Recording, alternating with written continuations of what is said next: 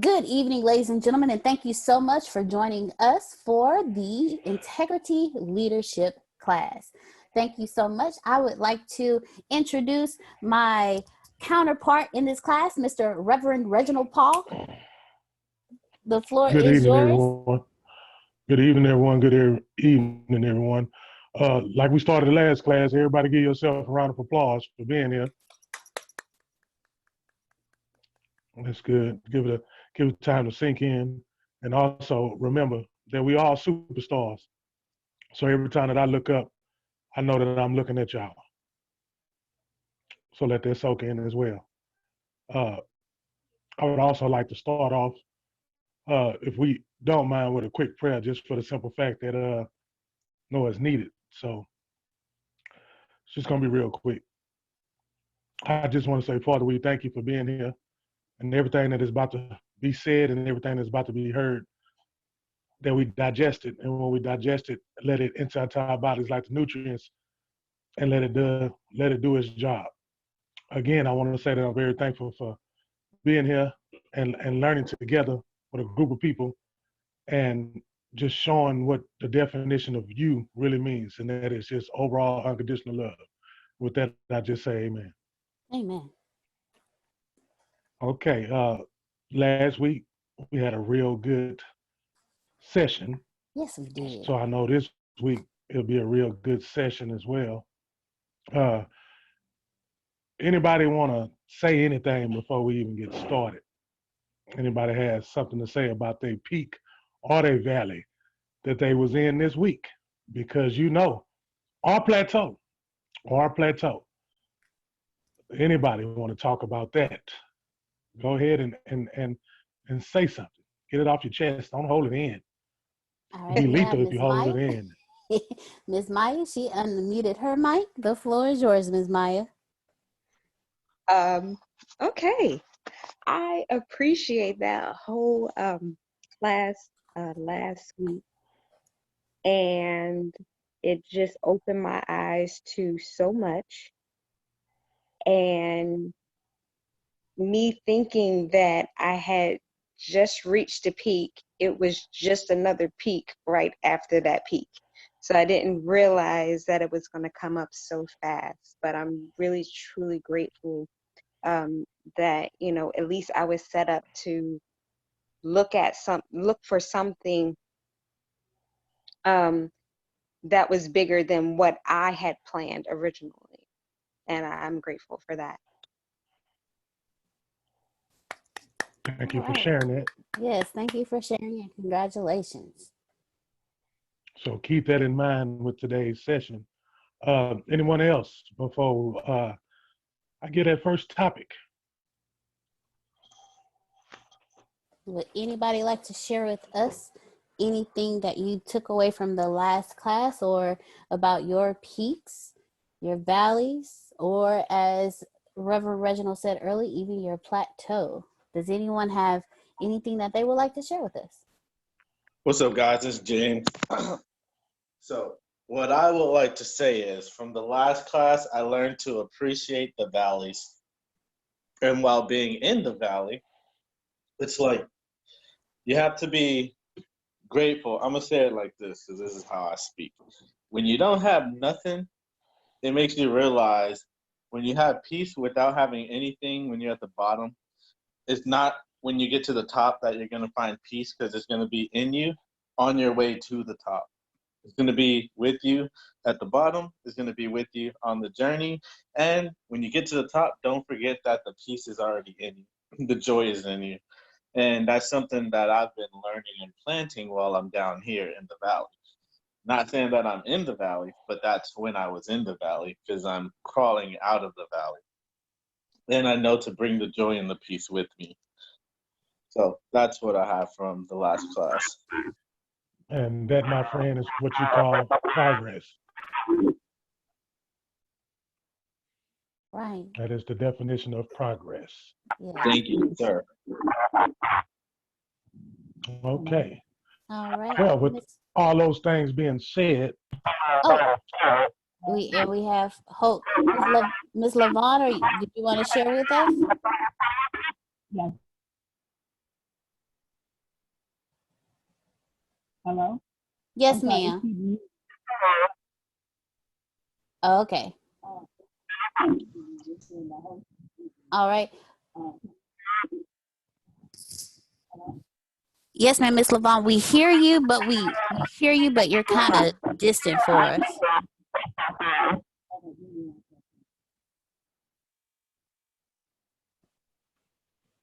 Okay, what about now? Is that better? Yes, That's a ma'am. whole lot better. Yes, definitely. Okay. Okay, I had you on the Bluetooth. Um,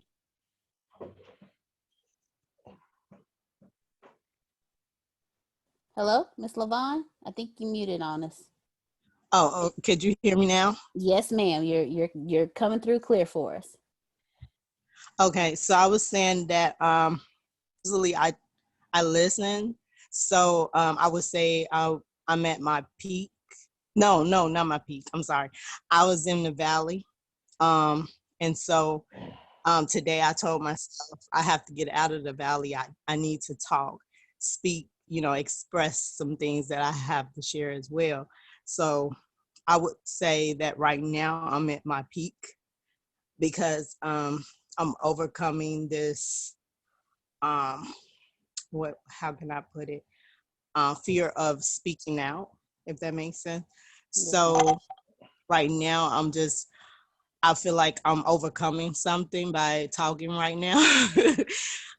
So I don't really have much to say, but I needed to say something. So I would say right now is my peak. Thank you. Well, congratulations, Miss Levon. Let's all give her a round of applause because we know how it is to have to. That is a thank you, Miss Levon. Thank you, and I'm so happy that you trust us and you feel this is a safe place for you to be able to do that. So, congratulations on your peak. I saw Maurice unmute his mic earlier, but before Maurice goes, our boss man wanted me to share his peak. He said his peak was Tempest buying her mom a house this week. His team's prosperity is his goal in life, and he's grateful that her peak is also a peak for his own life. So congratulations to Tempest for buying her mom a house, and congratulations to our CEO as well for his peak.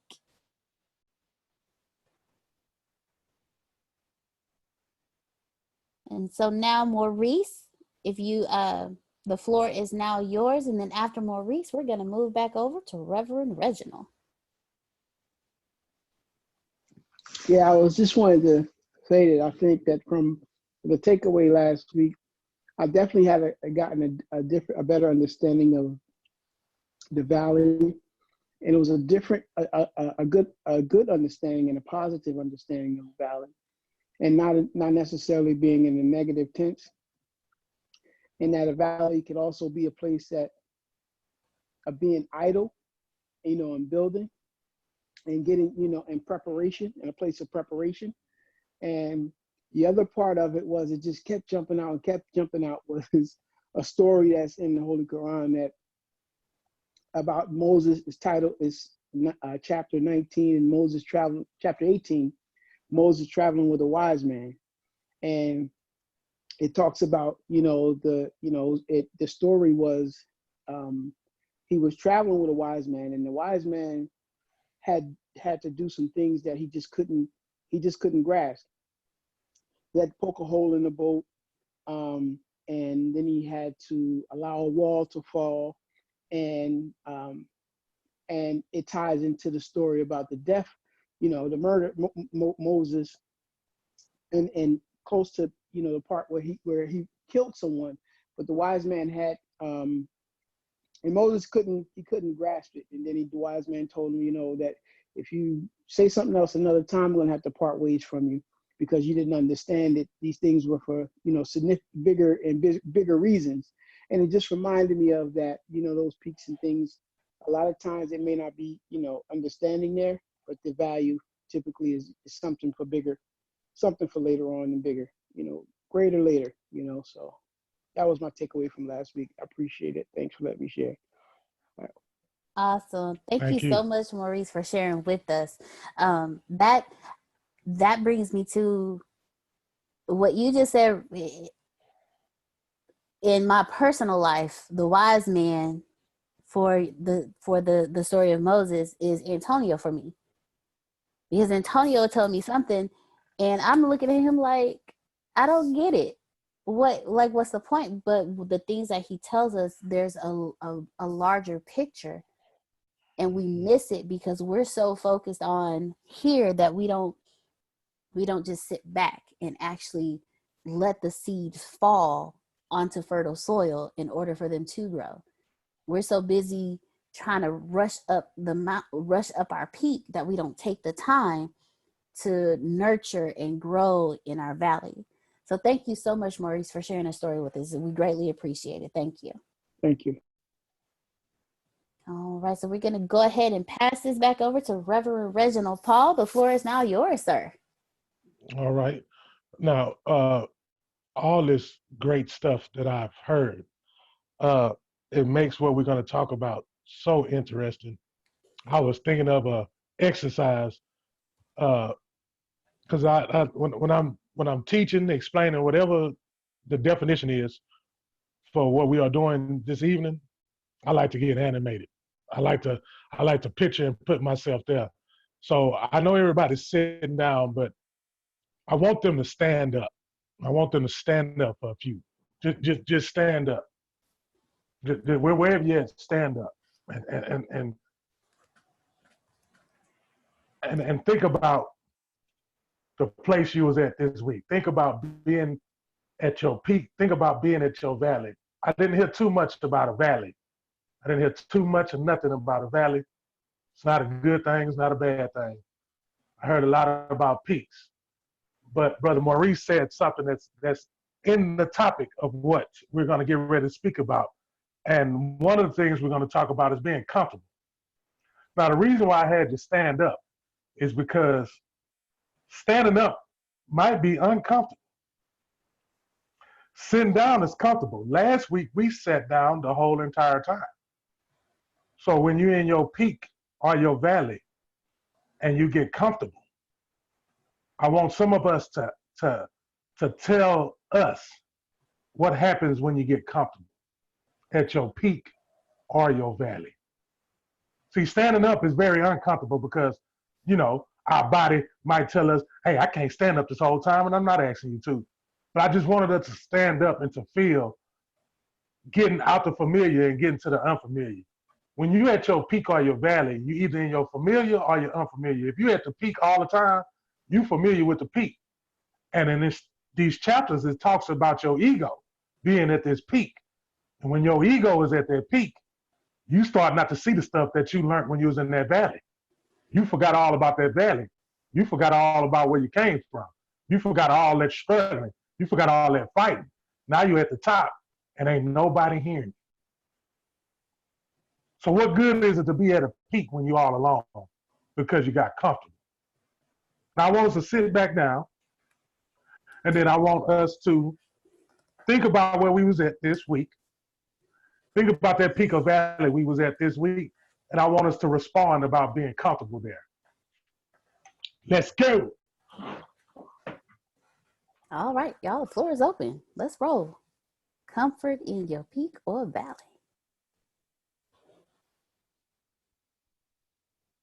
Do you have anyone that want to follow on that sword? All right, see you, Grace. Okay, James and then Grace. Just to be clear, Reverend, can you repeat that question? Yes, I can. When you was at your peak, when you was crawling, because you was crawling. I remember you say you was crawling. Are you comfortable crawling?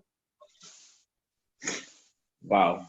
To be answered, no, not at all. I'm more like trying to get to the point where I can be comfortable.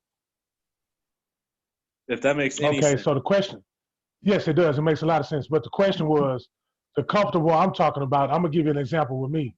See, when I get comfortable, a lot of stuff start going backwards for me. Because that means that, hey, everything's going good. Everything's going great. Now I can sit back and relax and chill, and I'm not fit to work no more. I was talking to Antonio, just a few minutes before, and I was telling him this is exactly what I told him. I say, man, your brain don't never stop moving. And I told him that's what motivates me.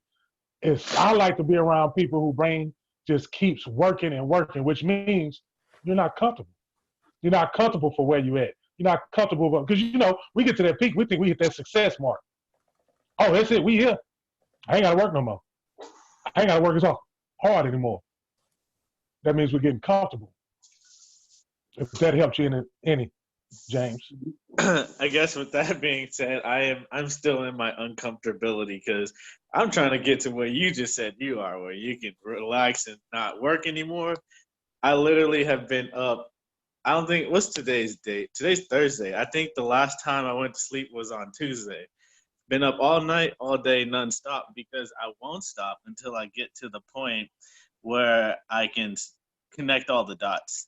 It's funny because I believe I just heard the words Deanna was saying, and I think it was this class or the last one about taking a break. So convicting right there because I haven't taken a break in 48 hours now, and I'm going to take my break after this class. If she didn't say that, I wasn't going to take no break. That being said, I'm uncomfortable, but I understand being uncomfortable is necessary. It's like the pressure. It's having that pressure is what helps you grow. When there's no pressure, I kind of sit at a standstill. I feel not alive. So I actually work better under the pressure than I do with no pressure. If there's no pressure, I can't do I won't do anything until the last minute when the pressure's on. I relate to that. I really relate to that. Thank you. Thank you very much for sharing with us, James. All right, I can go. Okay, Corey. All right. So I think you were talking about being comfortable.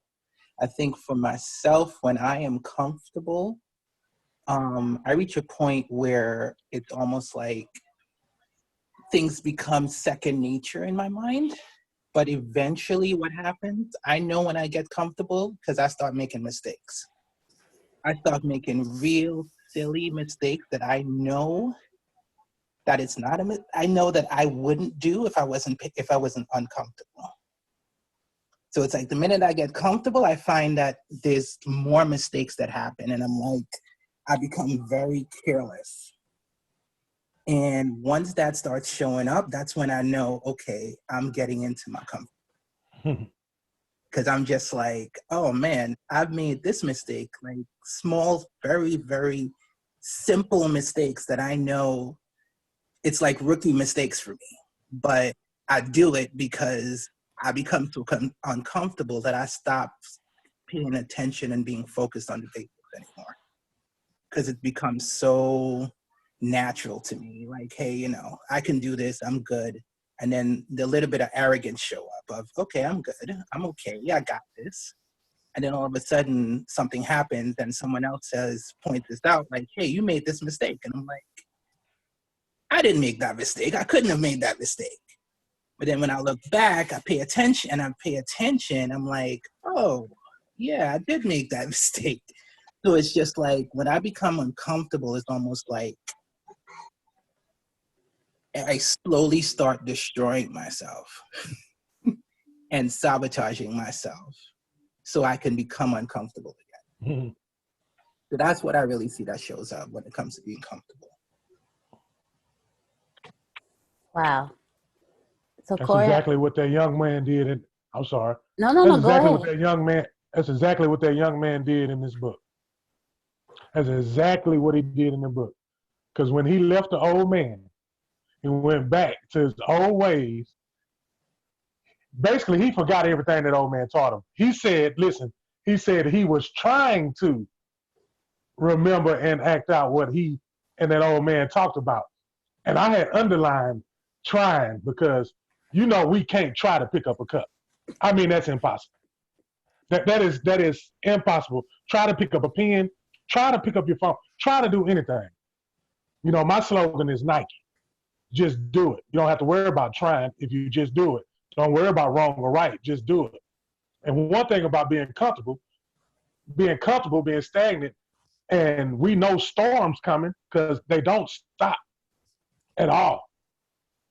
They don't stop at all. So if you get comfortable, you're not preparing for the storm that's coming. That young man was not prepared for what was coming. He was not prepared for his coworkers to turn his back on him. He was not prepared for his parents to tell him some of the stuff that he was being told by his parents. He was not prepared for any of that. When he thought he had it all remembered, now he was comfortable. He laid on his back, looked at them stars. He got it. He went back down there and he had that ego. Mm.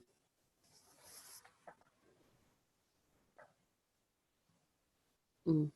And anybody else want to talk about what happens to them when they get comfortable? Well, I would like to share something. Antonio is never comfortable, but he is always content. I've learned through watching Antonio that there's a big difference between being comfortable, and being in contentment. You know, as long as your yearning exceeds your earnings, you will always be in bondage. So the effect of always wanting more fatigue, so you're tired all the time, more expenses, more anxiety, more conflict, more dissatisfaction. And they say it's foolish to think wealth brings happiness. But there are 5 damaging things that happen to you when you are not content. Wanting more brings more pain. Wanting more brings more debt. Wanting more brings more worry. It brings more problems, and it brings more dissatisfaction. So know the difference between being comfortable and being content.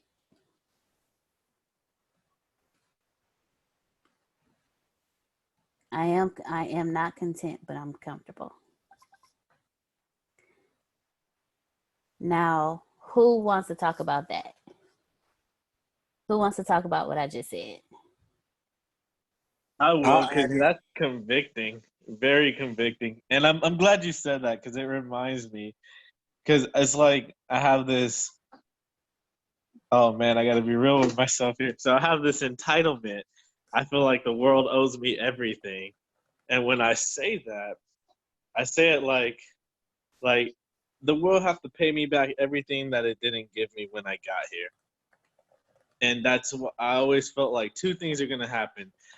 I won't have to work for it because it'll come easily, or I will have to work really hard. And if I have to work for it, I'm gonna go take it because it's ours. The world is ours. When I say ours, I'm trying not to make it as selfish when I say mine, because apparently I can't take over everything because that becomes dictatorship. This is the entitled side, so forgive me, guys. Um, it's the contentment is I'm content, but also it's like, when you're content, you can't let the contentment become the comfortability. Meaning, if I was a millionaire, I can't stop at being a millionaire because I still need to strive to become something greater, a multimillionaire, a billionaire, a trillionaire. If I was making $7.25 an hour, I can't be, of course, be grateful and at least you have a job, because there's some people who don't have a job. There's some people who can't have a job, but strive to become the manager, strive to become assistant manager, then the manager, and climb the ladder.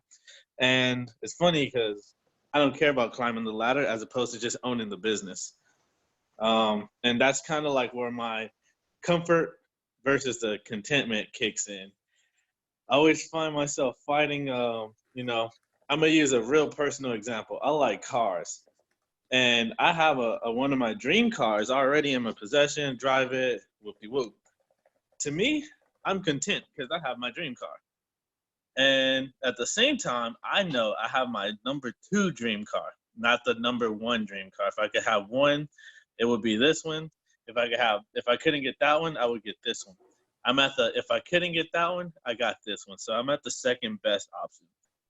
I always have a slogan for myself called First Choice. first choice means choose the one thing that you truly want, so you don't end up spending money on the second cheaper item, the second item that was cheaper, or you kind of like, it's like the great value choice. There's nothing wrong with it. It's the same stuff as the branded item, but you know what you truly want. So might as well get what you want and be done with it. If you buy cheap in mechanics, if you buy cheap tools, they'll break and you'll end up spending twice the money, which costs more than just buying the one tool one time. Here's some math. If the one good tool costs $75 and the cheap tool costs $50 and it breaks and you spend $50 again, you just spent $100 versus $75 the first time. So it's like contentment and comfortability. The contentment level would be, for me, it would be the buying the one thing, or I guess doing whatever it is you're supposed to do the first time. If you don't do it right the first time, you obviously got time to do it the second time. Here's a short story to help that stick. One time, it was on my dad's birthday, which is also Go Skate Day, and that's also the day I have to cut the yard. And I decided that day, I wake up and tell my dad, "Happy birthday, Dad." And I said it quickly so that I can hurry up and go skate. And he goes, "Hey, before you go skate, cut the yard." I'm like, wow, you should have told me that at 8 in the morning. But I already knew better. So I ended up I rushed through the yard. I cut it real quick. It's like when you get a haircut, you don't want them to miss the lines or the fade. So it's like messing up. You missed a spot. I missed a spot in the yard. I take off to downtown, which is like 2 hours, or not 2 hours, an hour away at the time. And he calls me in the middle of skating. "Hey, son, I need you to come back to the house and finish cutting the yard." "Dad, what do you mean? I just cut the yard. Like, go look at it." He goes, "Yeah, I'm looking at it. You missed some spots." I knew I rushed through it. I didn't realize I missed spots. I'm like, "Dad, I can't come back right now because I'm an hour away. I rode the bus, and I am not trying to cut the yard. I can cut it tomorrow." "Bro, get your A home right now and cut this yard." And that was a lesson that taught me, do it right the first time, or you obviously got time to do it again. From that day forward, it almost, that honestly is one of the root things to my whole entrepreneurship journey, is just doing it right the first time. It takes longer, but it's, when you get down the road, it'll save you time later down the road, doing it right the first time. Going all of that to say contentment and comfortability. The uncomfort comes in taking the time, because we want everything now. If you take the time to put in the work that no one wants to put in, you can have what you want. It just takes time, and then you'll be comfortable later. There's a song that I'm listening to that goes, "I work while they dream, so I eat while they don't." And then that was basically the long story short. Yes, ma'am. I'm breathing. I'm out of breath because I just got through eating. And I need to work out. And I'm excited too to like talk about all of this. Awesome. So that's basically where I was at right now. Thank you, James. Thank you so much for sharing. I do have a response to what you just said. But before that, Grace, you had something that you wanted to speak on earlier. So I want to make sure we get Grace. And then I will respond to James to what you said. And then Justin, I did see you just unmute your mic. So Grace, I'm gonna respond to James, and then Justin Frazier.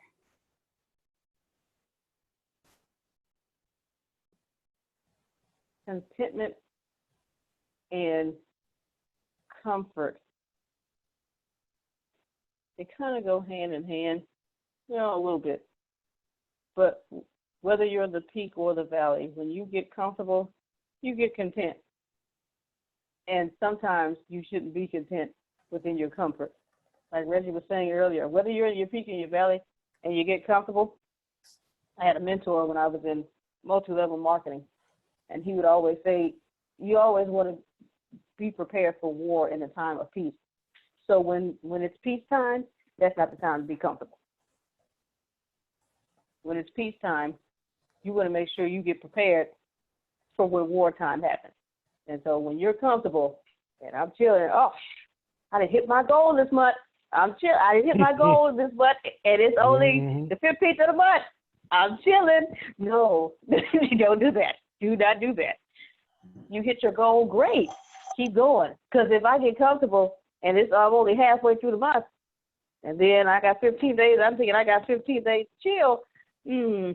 By the first of the next month, you're going to still be feeling comfortable. You're not going to want to try and hit anything. You want to keep moving and keep going and keep striving. And it's not saying, oh man, I hit my goal. Cool, I'm gonna go and get some more. Well, if you keep the attitude of I hit the goal in the less amount of time, well, continue. You want to, since you hit the goal by the 15th, go hit next month's goal by the end of the month, by the 30th or the 31st. So then that way you're staying on track. You're staying on track, and you're doing it in less time. Because the moment you get comfortable is the moment you get lackadaisical, and too relaxed. So that's all I wanted to say. Thank you so much, Grace, because what I'm about to say, it's all about the energy that you put out there too. If you're putting out, I'm gonna hit my goal on the 15th, and then the rest of the week, the rest of the month, I'm gonna put out this energy that it's like, oh, okay, I'm gonna chill. Then you're gonna get that same chill energy back. You know, I want everyone to understand that you can have everything that you want. You just can't have it all at the same time.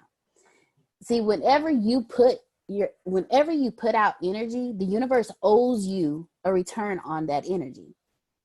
The trick is to understand.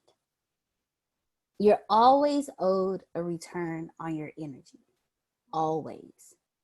Be it whatever kind of vibration you put out there, you are always owed a return on that energy. So if you put out the energy, I'm going to only work my hardest up until the 15th, and then I'm a coast the rest of the way because now I'm comfortable. You're owed a return on that energy. And you will always get back your same energy. Always get back your same energy. So, James, as you said in the beginning, you are entitled and you should feel a sense of entitlement, but not the way you said it. Your sense of entitlement is destruction to others and based in the system of lack.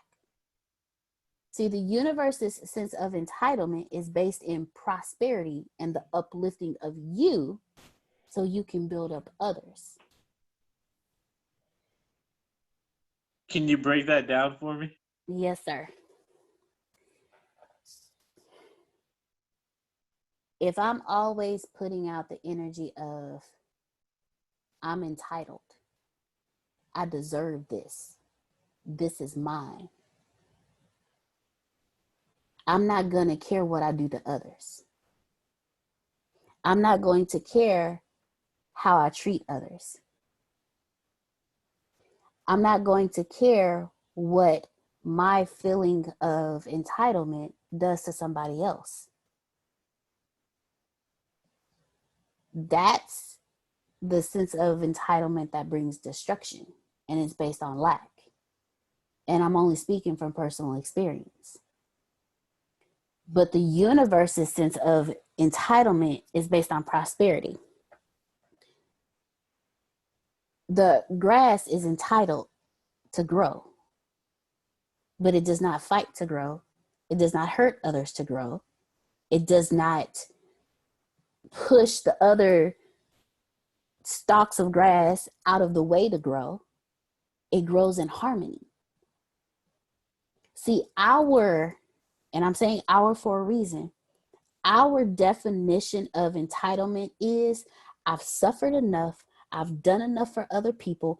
I deserve this. So I don't care what you think, what you say, what you do. I'm going to do whatever I want to do when I want to do it, how I want to do it. And correct me if I'm wrong. It's spot on. Okay. that comes from this, that's destructive, and it comes from lack, because you're telling people, you know what, I've done this, and since you didn't do for me what I want you to do, I'm going to take whatever I want. That's our definition, how we think about entitlement.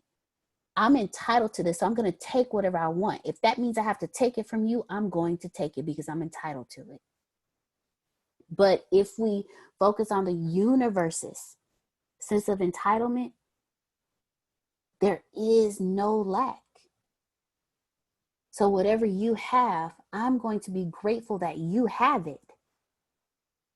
And and that's the energy that I'm going to put out there, that I'm grateful that you have what you have.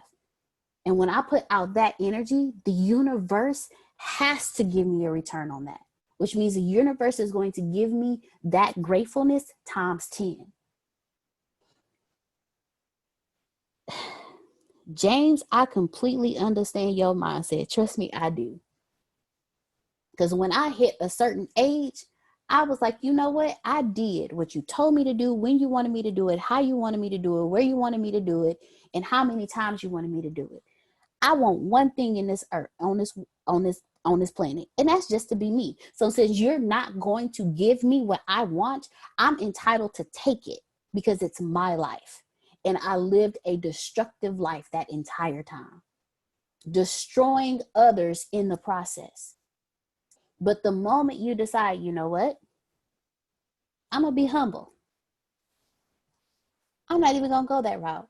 I'm grateful that I have what I have. I'm grateful that I live where I live. I'm grateful for the car that I drive. Oh, my brother just got a new car. You know, I'm so happy you got that new car. I'm grateful that you got that new car. My mom just bought a new, Mom, I'm grateful that you bought that new house.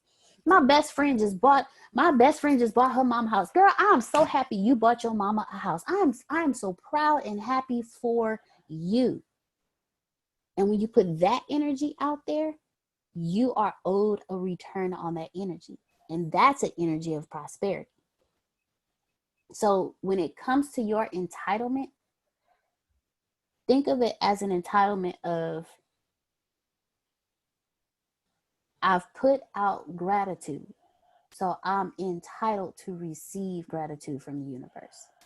Not, this is what I want, when I want, how I want it. I don't care how I'm going to get it. So it's mine. I'm going to take it. Just be grateful. Hey, Deanna, next time I see you, I'll give you a big hug. That's amazing. I'm like cheesing over here. I'm smiling. I feel like I just got a whooping, but I needed it. Like for the correction, because that's really good correction. And it's awesome because it's like, that stuff I believe people in my life should have told me, but no one told me. And it's probably they didn't know any better themselves. So I definitely received that, and that's amazing. And there was one more part that you mentioned, like this is how I show gratitude. Like I learned this too really young. Don't envy, admire. So like today I went to go do my workout this morning and I saw this older gentleman get out of a Porsche. I'm like, dude, he happened to park next to me. I'm like, wow, bro, you look like me in a few years. Or I'm looking at myself in a few years. Like it just looked like another successful young man.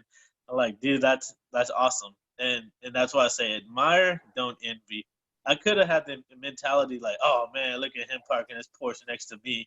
But I'm like, that's me in the next few years. Hopefully months, not years, but yes, that's how I see it. And when you put that energy out there, you are owed a return on that energy. So keep that energy. And Corey, before I come to you, Reverend Reginald Paul, do you have anything that you would like to say? And I mean, you said it, you broke that down well.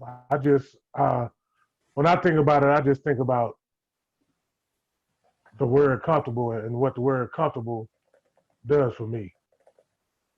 And the word comfortable does different to everybody that's on this phone call. You know, it's a different meaning for everybody on this phone call. Comfort for me, I get bored. I get bored quick. I know my daddy told me, rest easy. My daddy told me when I was in early childhood, the teacher called him, say, hey, he finishes all his work, but after he finishes all his work, he's just hard to control. And my daddy told him, well, you better give him some more work.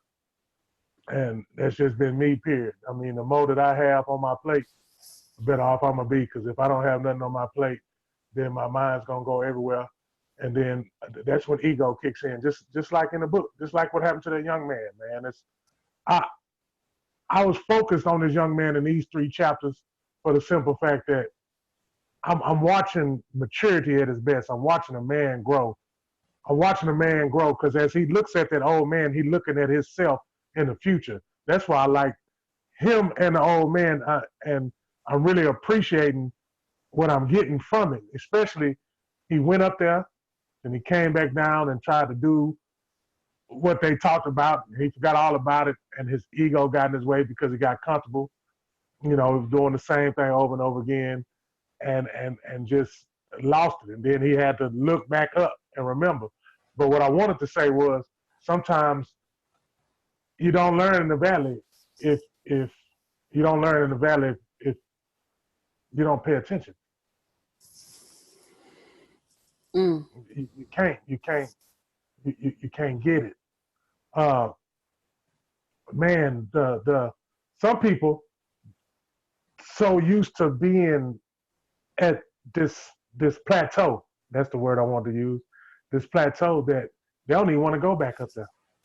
It's too tiring. How many times in the book did he say he was tired? He was tired. How many times in the book did he say he was tired?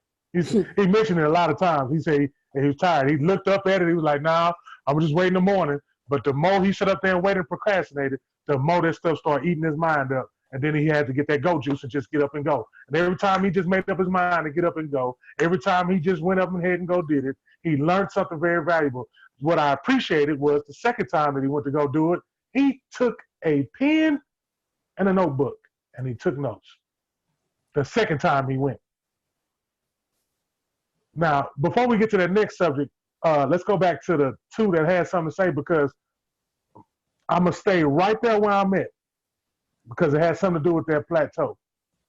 But go ahead and let the other 2, I know Corey, his hand up. That wasn't his hand, but that was an animation hand. Yes, we had. I thought that was Grace Short Arm that I was looking at. I'm sorry, sis. I had to throw that in there. I had to throw that in there, sis. We have Corey and then we have Justin. Go ahead, Corey. Okay. I know you were talking just now about being content.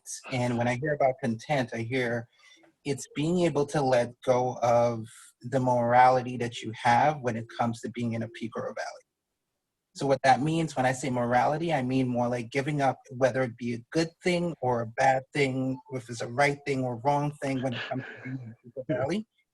And by letting that go, you can actually be able to see the beauty of what's in front of you. And you can become so much more aware of, hey, this is what's happening right now. This is how I can help someone right now. Or, you know, or you can just be okay with whatever action you're taking because you're being present in the moment and not really adding any meaning to what you're doing or where you are. And by giving up that meaning, it allows you to be able to see so much clearer because you're in a space of nothingness. And through that space of nothingness, there's like this, you can see almost everything. And you have that ability to be able to see more action and see more possibility of what could be your next step or what couldn't be your next step. And you get to choose what that thing would be. So I can understand when you mention, because I know for myself, when I'm content, that's the space that I'm in. And when I'm comfortable, that's where I'm talking, you know, I kind of spoke about it before. It was just like, that's where I start making mistakes and everything else like that. Because I'm still putting meaning to saying something like, hey, I'm comfortable, that means I'm good. Which means I'm adding to a meaning, which means that now I start to become careless. But if I'm actually really aware of what's happening, aware of where I am, and not adding meaning to my situation, then it allows me to create in the moment. So that's really what I'd want to share there. Wow. You said a lot that Antonio has been teaching for years. He always tells me to be present where your feet are. And when you are comfortable and you make a meaning of everything, you cannot be present because your brain is going 50 miles an hour. And in that comfort and making and having a definition for everything that's happening, there's no way you can be content because every little thing has a meaning. But if you just be in the moment, like just really just be in the moment, amazing things happen. So Corey, thank you so very much for sharing. Thank you very much.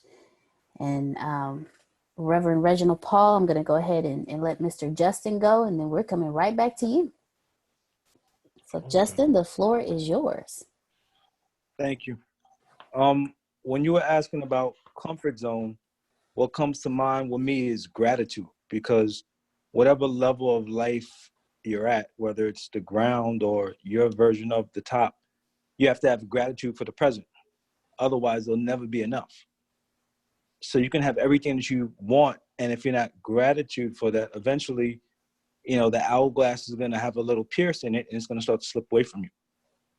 Elevation and gratitude in your presence, from my experience, all go hand in hand. Like James was talking about his car. He want to have a dream car. That's cool. Everybody can go out and buy their dream car. But what happens when you want your passive income to pay for it? What happens when you have to you can have your dream car, but you want to have another car in your company name because you want your company to be able to buy enough property units to pay for your car and your houses.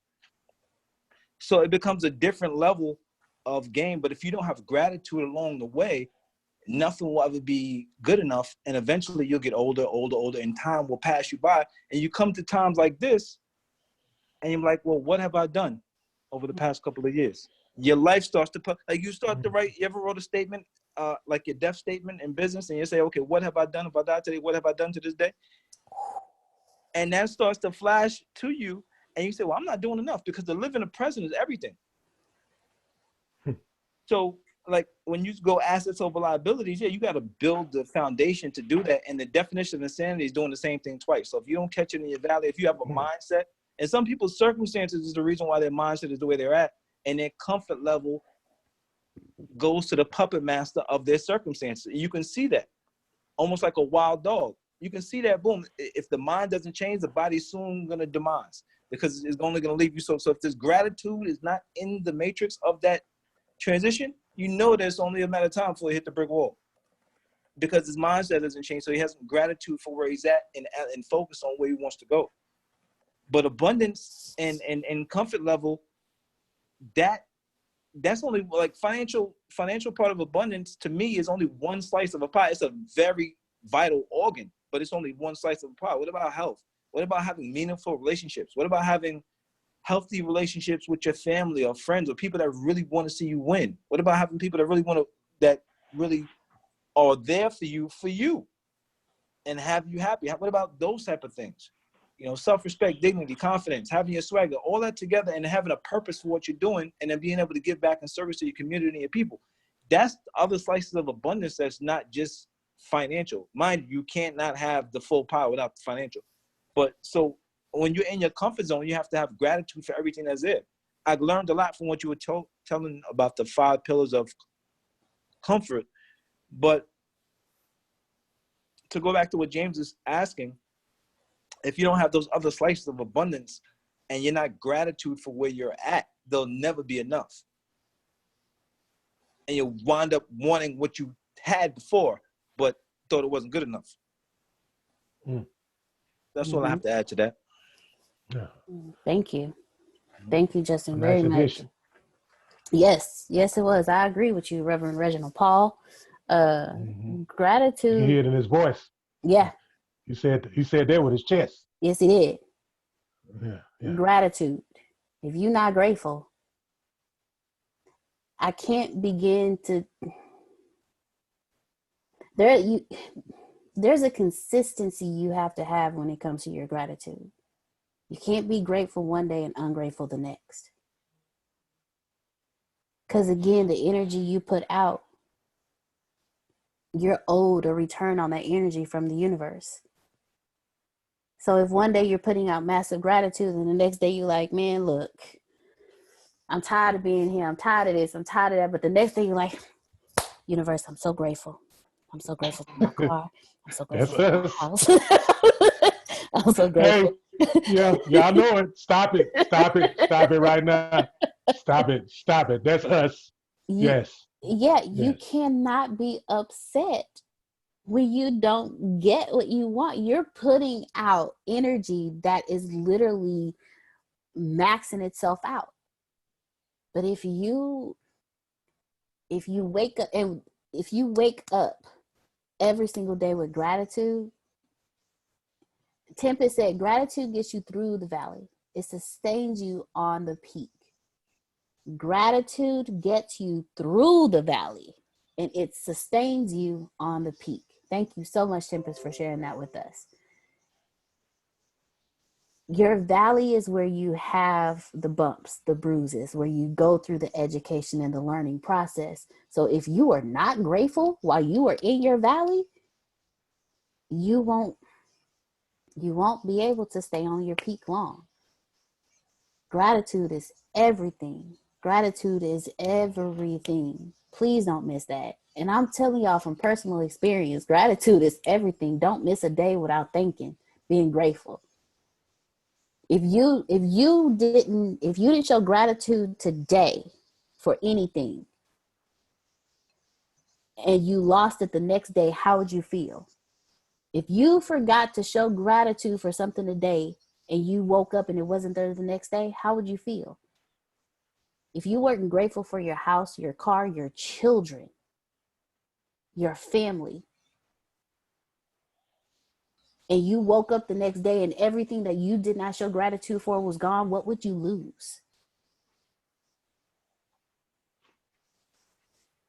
Just think about that for a second.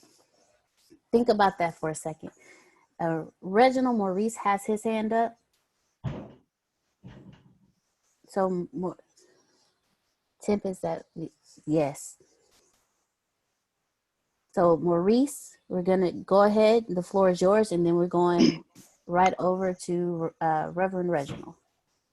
Okay. Now, as I was listening to Justin and everyone else speaking, when you mentioned gratitude, the first thing that jumped out at me is that one thing. Well, no, I heard something James said. He reminded me of measure twice and cut once. He told the story about the grass cutting and about doing things right the first time so you don't have to pay extra the second time. It just reminded me of, when you're doing some things and around doing construction work, it's the same thing as measure twice and cut once. Because if you measure once and get it wrong, you be buying new material. And gratitude, for me, it's in the valley is where gratitude is learned. I earned is in certain in the valley. I earned gratitude there because often you back to the valley or go to the valley because you didn't learn the lesson the first time, and sometimes you have to go through it and bump your head again, and hit that valley, and then you may learn to say, okay, then I get it the first time. And I only say that as a personal note, from having been incarcerated more than once, and it was times that, okay, I got it this time, and I was battling, I was young, and I was struggling, and I'm like, okay, I got it this time. But I was doing it my way, and I wanted to do things my way, and I went back, and I got it, and then after a while, it wasn't until I surrendered to the wise man, so to speak, or it didn't necessarily have to be a physical wise man, but surrendered and gave up my way, gave up my will, and surrendered to a way that I didn't necessarily know the outcome of it, but I just knew the way that and what I was doing wasn't working. It wasn't, it wasn't getting me the result. And like somebody said, insanity is doing the same thing, doing the same thing, expecting different results. And but that's what I wanted to share about gratitude. For me, gratitude is earned in the valley. Gratitude helps you to be able to helps you to be able to appreciate the peaks. So when you get, and then, staying humble, and them valleys keep you humble, and it helps remind you. Now there's not a time that I ever want to go back to that place. There's no doubt, nothing. I'm going to do anything to ever get there. There's nothing that will, but it took enough of those valleys and enough of those mistakes and enough of those hard knocks to get to a place that I'm able to appreciate that enough. And I'm never comfortable. And comfort for me is fear. When I get comfortable, I get afraid. I have to keep going because that means that there's a very possibility of going back to a place that I didn't want to be before. Because comfort, like so many of us, everybody said about when you get comfortable, you get complacent, you make mistakes and you lose. So that's what I want to share. Thanks for letting me share that. Thank you. Thank you so much for sharing that, Maurice. Seriously, while you were talking, Maurice, I'm going to repeat what Tempest said. She said, gratitude gets you through the valley and it sustains you on the peak. Whoever needs to copy and paste that, write it on a sheet of paper, put it on your mirror, put it on your wall. That was, just remember that. Gratitude gets you through the valley and it sustains you on the peak. Because when we first started this class, we were saying how your valley is where all the hard work happens. Your valley is where your valley is like your library, is where you do your studying, you do your learning, you do your education, and it allows you to stay on the peak longer. But if you don't have gratitude for the education, if you don't have gratitude for the pain, if you don't have gratitude for the scrapes and the bruises, you won't be able to sustain on the peak. So again, Tempest, thank you so much for posting that. And now I'm going to pass it over to Reverend Reginald Paul. The floor is all yours. Again, it's a lot of strength being passed out, and I want to add some more muscle to the strength. One thing I want us to know is that we are not our peak or our valley. We are not that. We are not our peak or our valley. You are not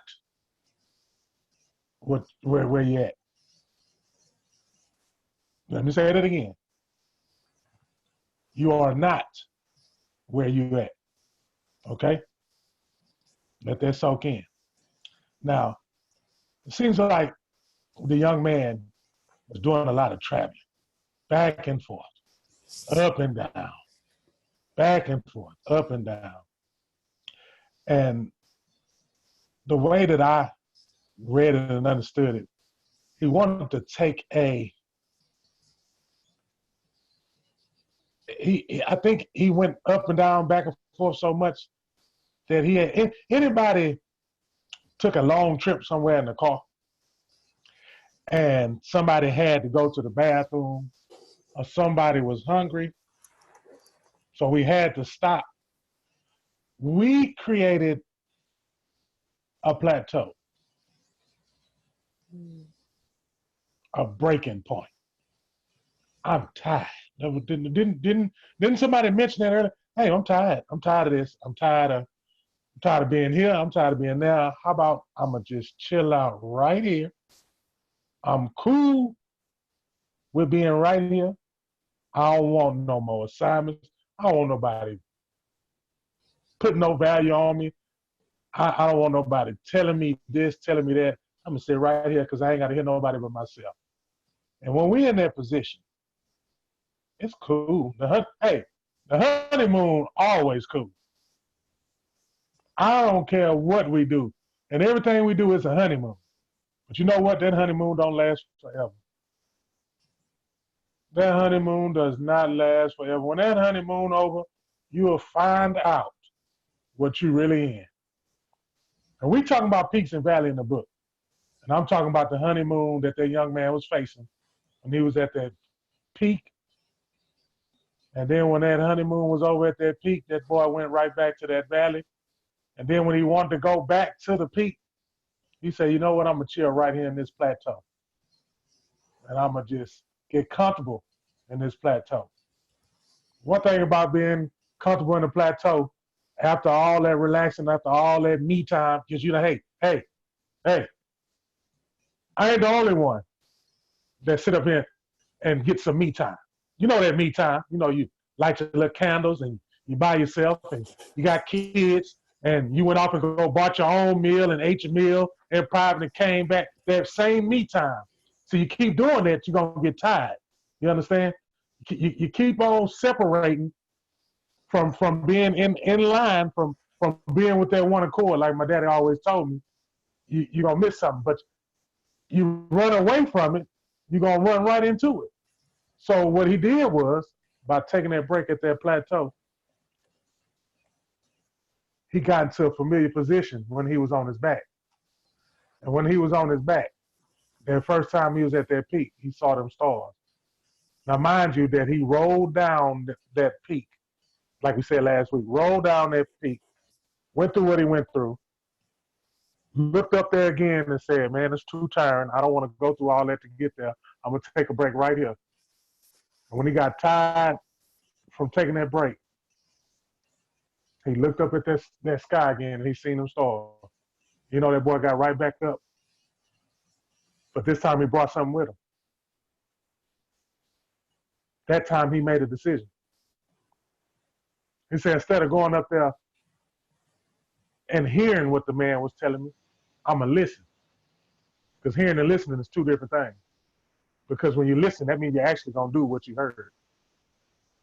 And that's the difference is what he did. Because he took something to go write notes on.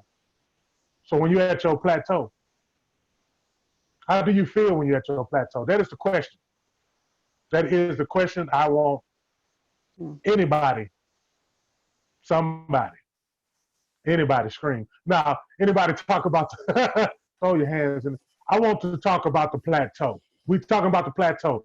And in the book, it talks about the plateau. What do you do when you're in your plateau? The floor is open. James? In the plateau, there's a list of things. The first one that I could think of is stay humble. Help those who are not there get there. So it's like people in the valley are in a pit, and when you're at the peak, you're outside the pit. You can reach down and help someone out of the pit.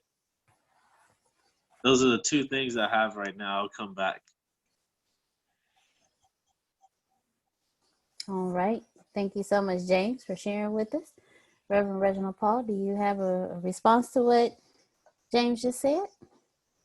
I mean, it's always a good way to look at where other people's mindsets at, first and foremost. Because a person like me, I can get something from somebody else's meaning of their plateau. And that's the purpose of this phone call. Honestly, that's the purpose of this phone call. When the question is asked, statement is being said, is for everybody to grab on to something and add it to their personal bookshelf, their personal trophy case, and use it, you know. And it's something that he said that I live by that.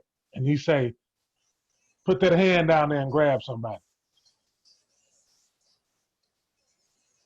That's something that I live by. That's the only reason why I do anything that I do, is for the simple fact that the face, the joy that you see from getting somebody out there stuck position, getting somebody out there plateau, man, it's the greatest feeling in the world, man. That's the greatest feeling in the world to me. For even going into the plateau and telling the people that's in the plateau, hey, We're gonna break for a little bit, man, but we supposed to get back on this mission. We got a mission to fulfill. There's people watching us. There's people taking notes with us. There's people that's depending on us. And we got to get out of our comfort zone.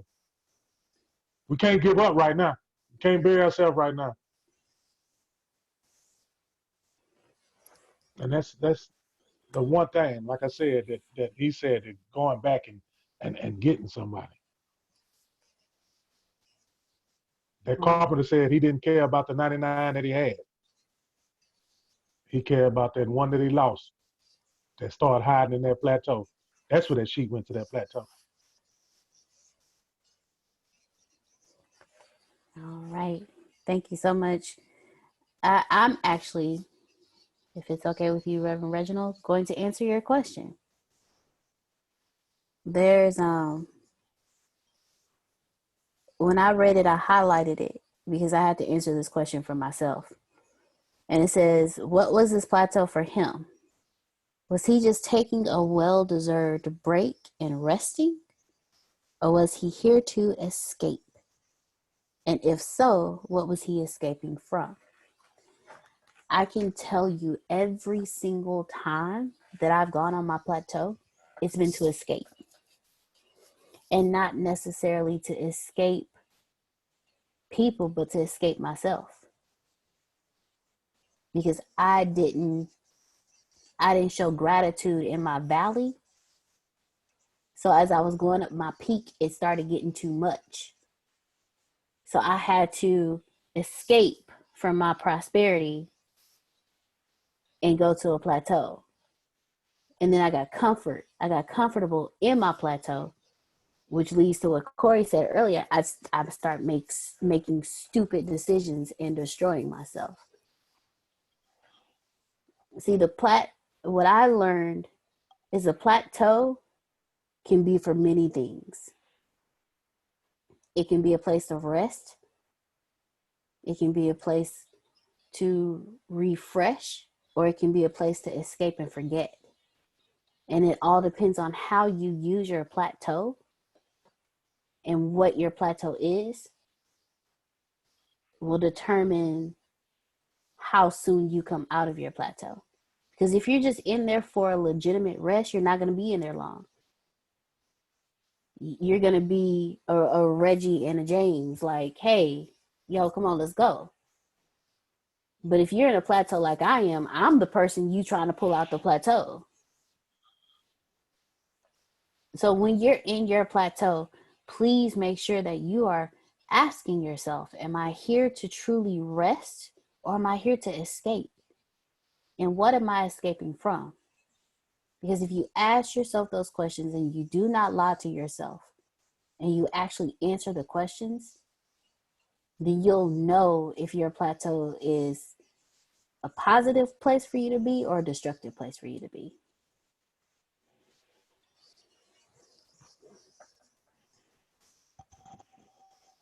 Yeah.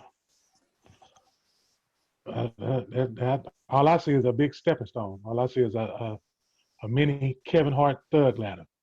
No matter, either way, it's a stepping stone. You taking a rest. If you going on a travel, you got to take rest. If you go on a hide, it's still a stepping stone because you can't hide forever. You can only hide for so long. I mean, that's not gonna too much work because whatever you're hiding from is gonna find you. Yeah. So you still got to get up. So you still got to use that as a stepping stone. No matter what the plateau is, it's a stepping stone to get to where you need to be. It's always going to be a learning lesson. It's always going to be where you learn from. And just like in the book, a plateau is an awesome place where you can change your behavior. Your behavior puts you where you at, where you act, the way you talk, the way you interact, the way you move. That determines where you're at. Your behavior. And sometimes, well, not sometimes, I scratch that word out. You know what? You know where that fear comes from? You know how that fear musters up, how it just comes to the fear of going anywhere because your ego. It's because who you think you are. I'm not doing that. I ain't got to do that. Do you know who I am? Do you do you know who you talking to? What's your mindset? What's your direction? What's your angle? How you trying to how you trying to get there? You trying to get there the fastest way you possibly can? You want to be the rabbit, huh? We all know what happened to that rabbit. Huh? He's still lost. Mm. Change your behavior. A plateau is a good place to where you can change your behavior because you ain't doing nothing but at a standstill. And when you're at a standstill, that means everything is moving fast. What I mean by everything moving fast, everything that you possibly done, no matter if you was in a peak or valley, because it's the same thing, that's where you need to change your behavior. You know why I had to change my behavior at? Is in a place where another young man spoke of that I thought was the valley. Can I talk to y'all for a minute? Go ahead. Let me tell you what I thought what the valley was.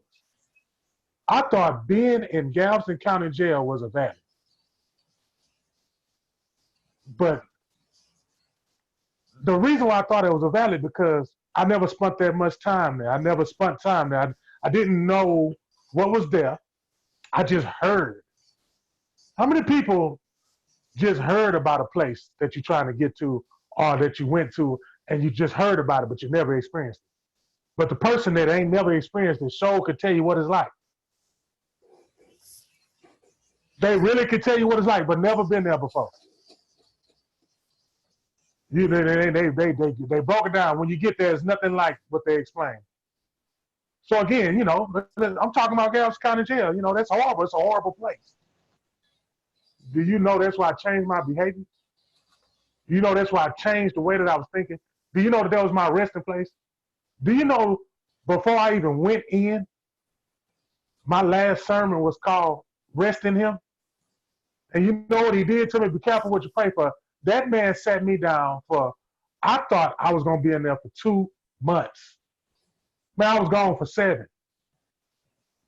Now, from a person that ain't never been to jail, probably about 1 day for some tickets, you sat me down in there, that means I had to adopt and adapt.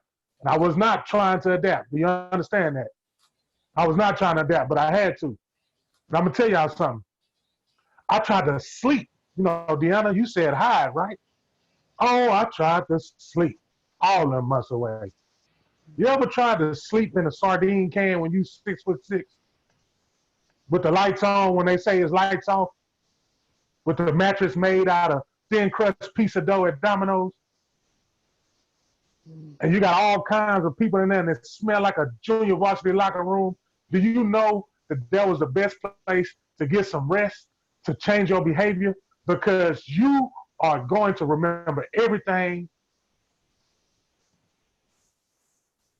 Everything. I mean, when I saw a doorknob, I appreciated the doorknob. When I saw a paper towel, I appreciated the paper towel. I mean, everything that we just take for granted, came so important. And while I was sitting in there, I was laying in the bed trying to sleep my wife away, running from my problems, running from being with one accord, running from the old man's teachings, from the young man that was in the book, running from the teachers. Do you know the teachers came to me and they was walking around and they kept saying, prayer call. And I kept trying to ignore it. I kept trying to hide. I don't want to talk to you, God. I'm mad at you. You told me that I was at my peak. I'm in my peak. I'm in my peak. You lied to me. And he just kept coming and kept going. So I got up. Just like the young man in the book, man. I'm talking about the book, man. Just like the young man in the book, I got up. I just went on ahead and went. I went. When I went and got in that prayer circle and I opened up my mouth, do you know how many souls were saved? Because I actually did and changed my behavior and did what he called me to do, he sent me to my peak. Mm. I thought I was in the valley. He sent me to my peak. Put me in that place, start praying, and got out my comfort zone and changed some of my behaviors. Because every time I talked, he was talking to me. I wasn't even talking to them. I never seen so many tears for so many hard guys in my life. All the hugs and all that sentimental, unconditional love from men that needed that. I'm talking about they come and give you a hug and say, I needed that, man. Crying, bawling out. I'm talking about tattoos right here, all right here. They had tattoos on their teeth. I mean, bawling out, crying. Said we needed that. We needed that. And man, by the midpoint that I was in there, man, I said, you know what, man, this is the greatest place to be because I didn't have no worries. He gave me everything I needed. When I rested in that plateau, he gave me everything I needed because I surrendered. Didn't somebody use that word earlier? Did somebody say surrender? Yes. I could just picture how Tipper said it, the yes part, because you know, females say yes different than a man do. Yes. I can just hear it. Yes, Lord, I can hear it. But that's how I felt. That's how I felt. That's exactly how I felt when I heard when I surrendered. I surrendered. I surrendered, and He set me free. I'm not talking about physical free. I ain't talking about ATW. That means all the way home. And when I got out, I came out running. I came out running. I ran right to my peak after leaving another peak. Then asked, can I go back down to the plateau in the valley that I came from so I could go get the other people so I could tell them how beautiful it is up here so we can lay down on our back like the young man and look at them stars. And I'm looking at everybody right now, and we shining. I mean, take a look at yourself. Look what you done went through this week. Look what they put in front of us with our device. Look what they put in front of us in our home. Look what we see, nothing but fear. Nothing but death. Nothing positive. So when I come on here, this is what I look for. I look for the laughs. I look for the strength. I look for the encouragement. I look for everybody that's in their peak. Look for everybody that's in their valley. And I want to tell them, just like the book told us, you are not where you at. You're neither a peak or a valley. I don't know about y'all, but if it was time to shout, I would shout. They'll put me on my apartment. So I'm pretty sure I would shake up these walls. Appreciate, no matter where you're at, appreciate where you're at. Because you're there for a reason. Even if you wanted to be there, even if you was put there on accident, appreciate where you're at. Because I'm telling you, when I appreciated that onesie that I had on, my time went by fast. When I appreciated it. When I appreciated the situation that I was in, where the guards treat you like you are beneath them. And I just treated them with nothing but respect. I learned something. I learned something. Just like I'm learning something tonight. I hope everybody on here learning something tonight. And not only are we learning, the most important thing is do like that young man did the second time when he got that notebook and that pencil. And he took them notes because he said he refused. Let me tell you what he did. The boy said he refused. Let me tell you what he did. He said he refused to go back down there in that valley and go back down there and do the same thing that he did. I done heard this 3 to 4 times today. The definition of insanity. That young man in that book say he's not supposed to do that again. I heard another young man talk about the same place that I've been to. He say he went twice. One is good enough for me, by the way. Smothered bologna. They fed me that. I ate that. Smothered bologna. Anyway, I got to keep it human, man. I got to keep humor in it. Because, you know, it's serious times right now, man. We got to loosen up. Got to loosen up. You got to loosen up. When you climbing up a peak, you can't be stiff climbing up no peak. You can't be stiff climbing up no peak. Be stiff. See what happens. You know, last week we was talking about how we were gonna roll down. You gonna do more than that? Or you gonna hear boom, boom, boom, boom, boom, boom, leg. You gonna hear bones cracking. Everything gonna snap. You go up there stiff if you want to with that attitude. You know what I'm talking about. You know what I'm talking about. You know what I'm talking about. Being stiff. That means being ignorant. That's stiff. I'm just gonna put in the words where it fit at. You know, you're going up there with that ego. I'm better than thou. I'm here. This is where you should be. You know how it goes. You know how our skin sometimes can get us there. You know, but like we've been saying, man, appreciate that gratitude. There's a lot of stuff I'm doing that I said I wouldn't do. I wouldn't sit up here and listen to somebody in the morning time repeat positive things to me and say the same thing over and over again. I promise you I was not into that. And I tried it, y'all. I put on my Nikes and tried it. I just did it. You know what? I had some of the best days doing that. That helped me get clean up that I was loose. I stretched. Stretching is that meditation in the morning, praying. That's stretching. We should stretch during these times that they're trying to tell us it's just horrible and bad. And I'm looking at it. They don't look horrible. Y'all don't look horrible to me. Y'all don't look bad to me. God puts the people in a place together so we can all look at each other and get strength and draw strength from each other and look what's happening, man. Ooh, Deanna, get it. Just help. Help. Hey, we're going to be on here until 11:30.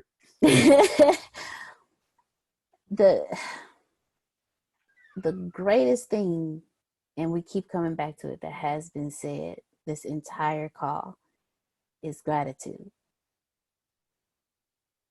There is no way you can survive without it. If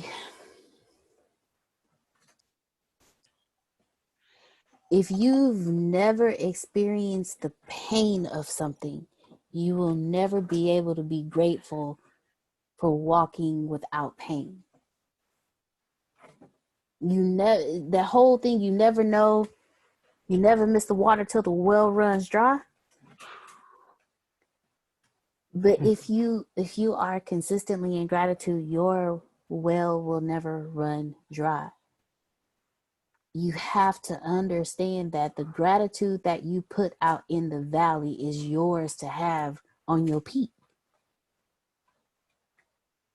The less you put out in your valley, the less time you get to spend on your peak. And that's what we miss. We see the people that we admire up on their peaks. But what did they do in their valleys? You hear the greatest of the great talk about gratitude. You hear them say, when I was here, I was grateful. And because I was grateful there, I got here. And I've been able to stay here because I remain grateful. One of the greatest things that I've ever learned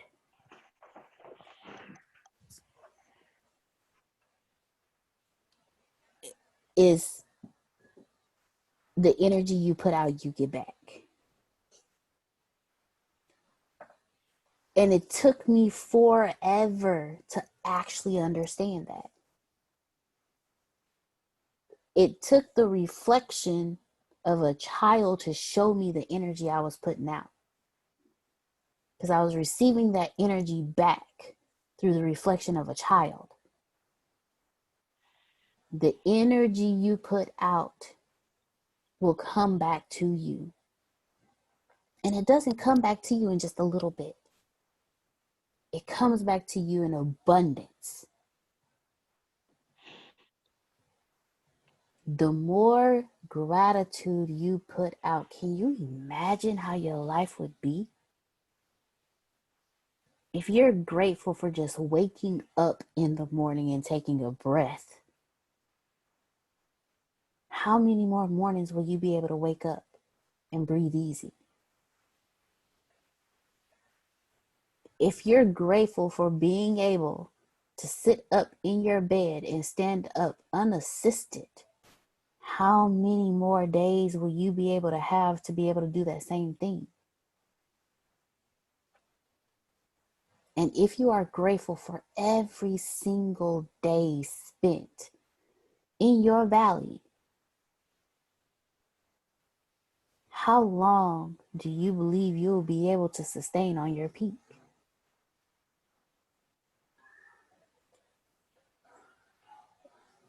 Reginald said he was sent to his peak.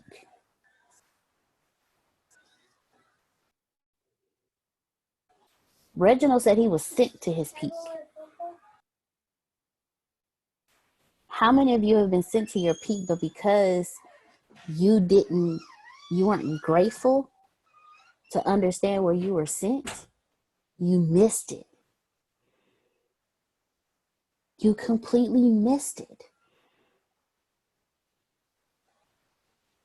What he believed was a valley was actually his peak.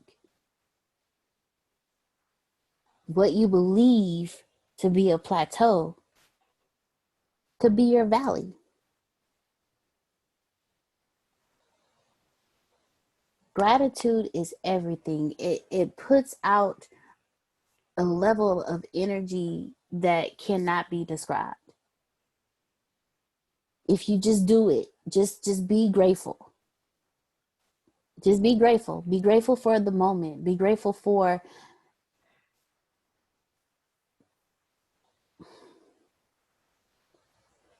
the moment I started becoming grateful for just breathing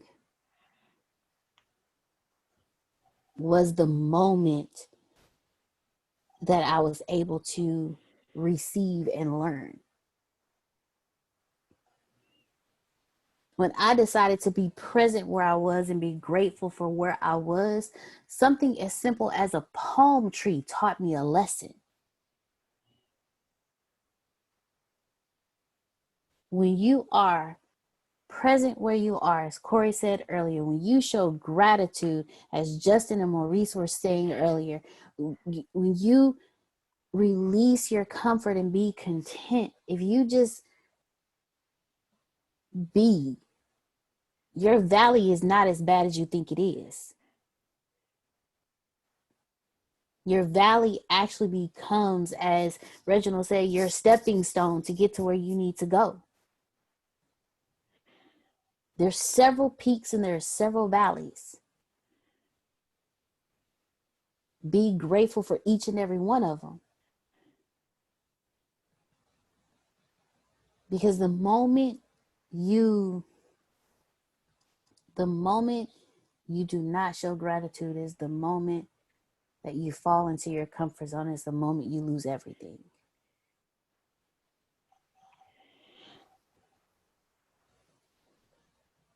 And Can I add something? yes, please do. Please do. In plateaus, I was always taught that if you're not getting better, you're getting worse. So there is no plateau. In other words, if you're not accelerating, you're getting worse, because the day that if you're at the same place you were yesterday, that means you're moving backward, not forward. But gratitude comes within that, because each day that you move forward, you have the opportunity and the space to go. Because not everybody wakes up, not everybody's healthy, not everybody's in the right state of mind to can do everything they set their mind to do. Another thing is, having a higher purpose. I always go back to my calling of a higher power, which is Allah. And that allows me personally the freedom to do as I want and say as I want, with full focus on what actually is the issue, and no deflection or no scarecrows or no biting of the tongue or walking with eggshells as to get what I want or say what I want. So I speak from righteousness and fearlessness, because not that you need anybody or don't need anybody, but you know that there's thousands and millions upon, if not billions, of people who feel just like you, who stand up for something that's greater. So the plateau that people might be in, from my experience, if you focus on the bigger picture, wherever there's light at the end of the tunnel, you realize that you're actually moving forward. So you're really not in a plateau. And sometimes if you look inward, on a lighter scale, or if you look inward, sometimes the reason of the plateau is because of stuff that you neglected in your comfort zone. So just to give an example, I'm here looking at sales on e-commerce. I'm saying, this is not selling, this is not selling, this is not doing nothing. Let me see why. And I'm looking and I'm trying to press, there's no place for me to put my size of my shirt. So people who are going on there can't put the size of their shirt, they can't put the orders. It means that there's a lot of time for abandoned cart. That could be a reason for a plateau. So while I'm thinking I'm plateauing, I'm not doing enough here, I'm not doing enough there. Listen, you didn't do what you needed to do to get to that level. So therefore the level knocked you back down another level, because you didn't really stand. Like when you build your foundation of cement, stone, and granite and gold, you don't have to worry about somebody taking it away or taking away, because your foundation is the Sphinx. It's not going nowhere. They can't figure it out. You don't need, you're not living hand to mouth. I'm not living hand to mouth. I don't need, nobody can take me off of anywhere. Wherever I'm at, I'm gonna stay there until I decide to go to the next level. Or unless, while I'm still on this planet. And that right there, however you got the gold grips and man, however you got there, other people has done worse to get there. So don't ever put a judgment on how you got to where you're going, wherever you live. So sometimes the plateau that people are in, it could be a mental plateau, it could be a depression plateau, it could be a you're in the wrong surroundings plateau. Maybe you're not encouraging people, so people are not encouraging you. Maybe you're not giving gratitude, so people are not giving gratitude to you. Maybe you're not giving praise, so people are not giving praise to you. Maybe you're not giving support, so people are not giving support to you. If you're not giving health tips, people may not give you health tips. So therefore, you're in an unhealthy processed food type of mindset, and that leaves you stagnant. And in times like this, when you have the anxiety, uncertainty, depression, and bad health, that you're just wide open to disease.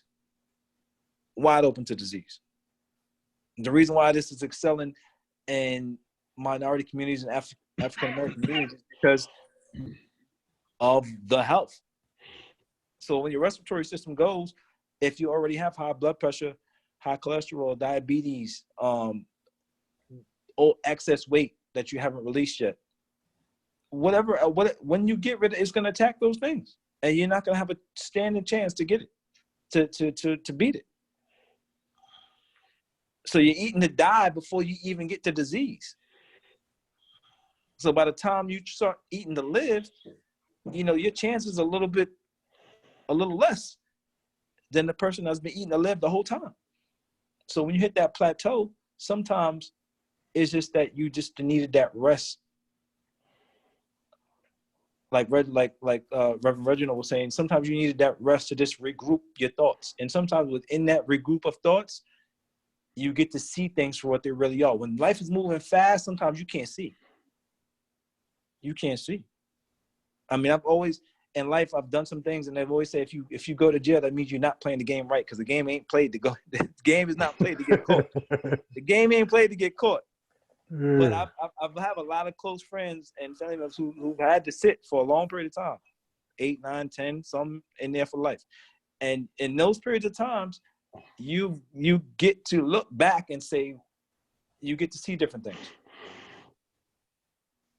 And see people and see situations for which was been there the whole time, but in your plateau, you really hadn't had time to rest. So like Pastor Reginald was saying, you have to rest sometimes, because a tired mind, you're gonna make mistakes in business and in life that you never would have made if you just gave yourself some time to refresh and just revamp for a second. Let me reset.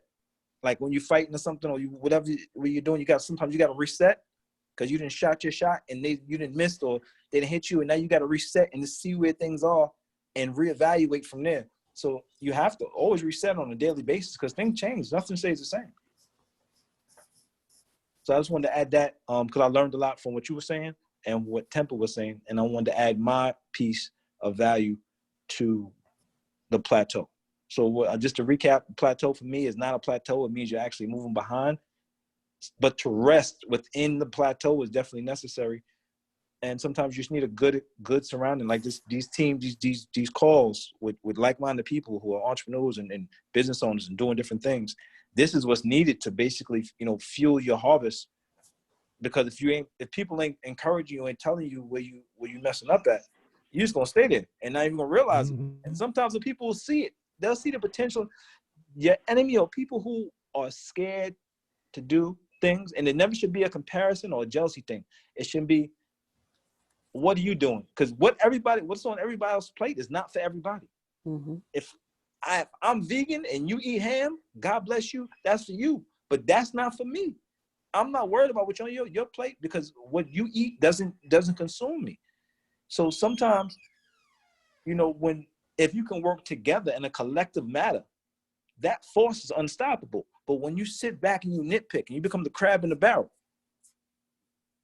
that's when you never get nowhere. And there's scarecrows sent when they see people of greatness. There's scarecrows sent. There's deceivers sent. There's people that are sent to disrupt your movement of forwardness and cloud your vision of what really matters. And when you realize what really matters and what's clouding your vision, you see how simple and how petty they have drawn your mindset.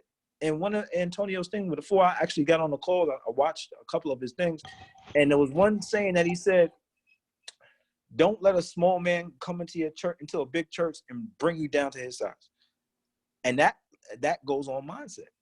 So in other words, when you have a goal and you have a vision, doesn't mean you're better or you're worse than anybody. Everybody has different walks of life. I love people unconditionally because I've been in a lot of different situations. So it don't mean that you're better or worse. And if nobody's ever been in a bad situation, God bless, and I hope you never have been. But you love people unconditionally for what they're, but everybody's not on the same mission of you. And sometimes everybody doesn't want it as bad as you. They ain't gonna put in the work. They ain't gonna do these calls. They're not gonna do the seminars. They're not gonna do everything that it takes for you to actually get to the place you're gonna get to. But they'll be there at the end with you. But so sometimes you gotta say in your plateau, this person's cool for this amount of time, right? But when it's time to work, okay, I'm gonna have to leave you alone for a little bit. When it's time to move here, when it's time to learn business, I know you're not gonna put in these hours of these calls or these seminars, and you ain't gonna put out the money. You're not gonna invest in yourself. You invest in material things, that worldly goods that mean nothing, but you're not gonna invest in yourself. So therefore, I'm gonna leave you here for a little bit, and I'm gonna move forward. That doesn't mean we on bad terms. That means that you are the consumer. You're not the producer. Everybody can't be the producer. If everybody was a producer, there'd be no consumers. So within that, everybody plays a part. There's different parts on the puzzle for a reason. And when you put the puzzle together, it all makes one good big picture. So when nobody's competing and fighting and comparing, and they're all working together to move toward, and everybody's comfortable within their own, whatever their specialty is, that's when you start to move forward. And that's where your plateau really is not a plateau. It's just a rest, because you're letting everybody do what they're good at. That's all I'd say about that.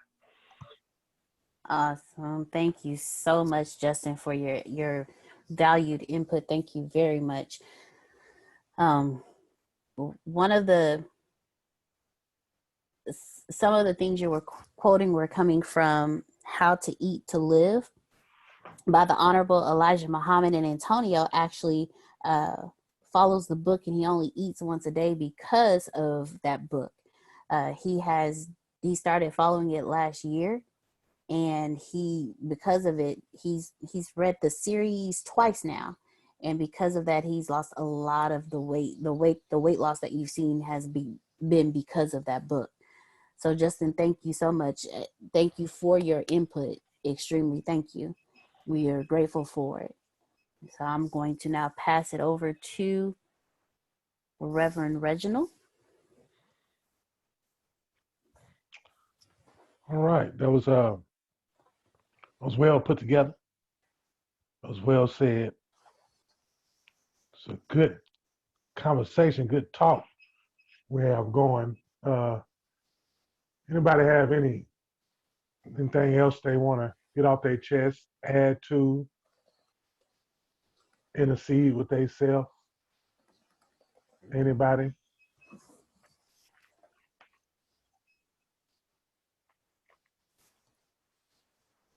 The floor is open, ladies and gentlemen. Do we have anyone?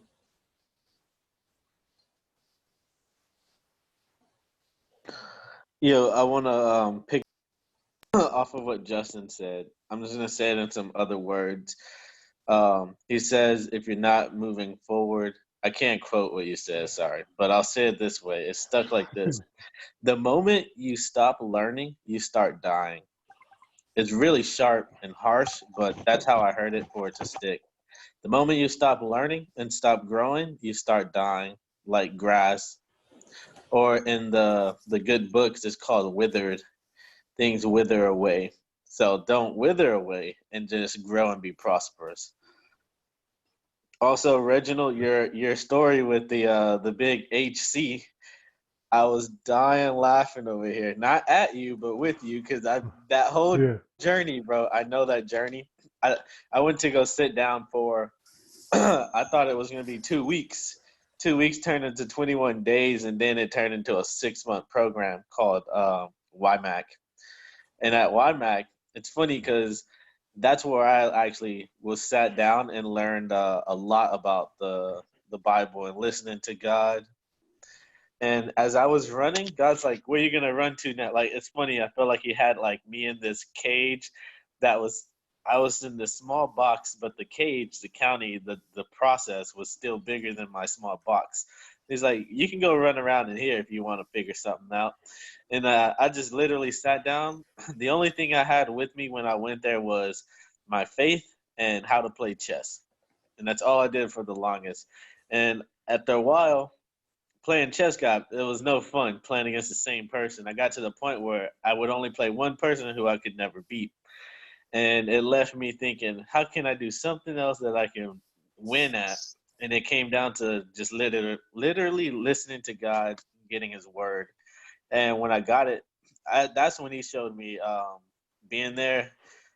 I I like how you said you were grateful for what you were where you were at and how you started to appreciate the small things. For me, I started to appreciate Yes. mayonnaise packs. A pack of mayo makes a big difference on a chicken sandwich. And I'm there, and it's funny. I'm saying it like that because like that's all I eat out here. Is like Chick-fil-A is like heaven food compared to being in there. But um, it really showed me the small things that we don't take for or the small things that we take for granted, and we have to appreciate life for what it is and everything that we have, down to the point of breathing. Like right now, my allergies kicked in at this season, and it's like not the season to have allergies. But just breathing through my nose right now is teaching me to be thankful, because earlier I was breathing fine. Now it's like, I don't know if y'all can hear me through this mic, but it's rough. I sound nasally. Um, Most important part I want to leave on is when God sit us down, when we're sat down, take the time it takes, which leads back to what I was saying earlier. Just don't rush, don't drag your feet. Just take the time it takes. Leads back to what Deanna always says, being present where your feet is. And that's basically my 2 cents that I can get out right now. My thoughts are usually all sporadic, but I try to pull them out as I can. So thank you guys for listening. Thank We you. appreciate that. Yeah. Last week, uh, Mr. Smith told me that I made a word up over cap. He told me that word wasn't real. It was real, and it's going to continue to be real. But I got a new word this week. In cap. The end cap. This is what we're gonna end cap it with. I hope that's a word. Okay.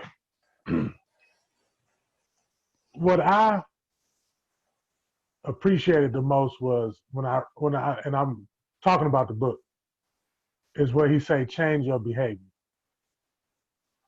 Because I like to go on live, and some of my series was change your atmosphere.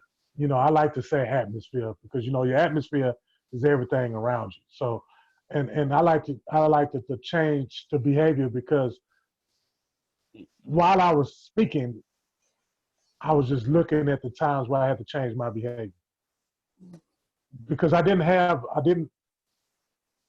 My examples was what was in front of me because I had nobody in my ear because I didn't. I couldn't say that I just didn't respect people who couldn't tell me nothing. If that made any sense, I'll break it down later. But you had to have substance to get my attention.